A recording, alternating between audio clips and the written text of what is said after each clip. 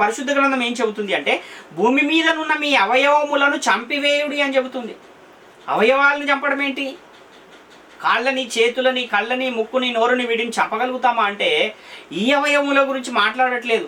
మరి ఏంటా అవయవములు అని మనం ఆలోచన చేయగలిగితే కొలస్సీ పత్రిక 3:5 కావున భూమి మీదనున్న మీ అవయవములను అనగా జారత్వమును, అపవిత్రతను, కామాతురతను, దురాశను, విగ్రహారాధన అయిన ధనాపేక్షను చంపివేయుడి అంటున్నాడు.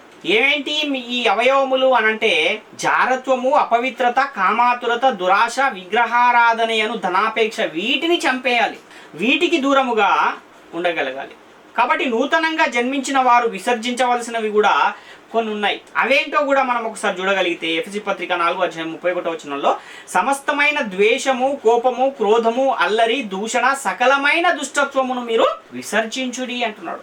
అంటే ఇలాంటివి మన జీవితాలలో ఉండకూడదు.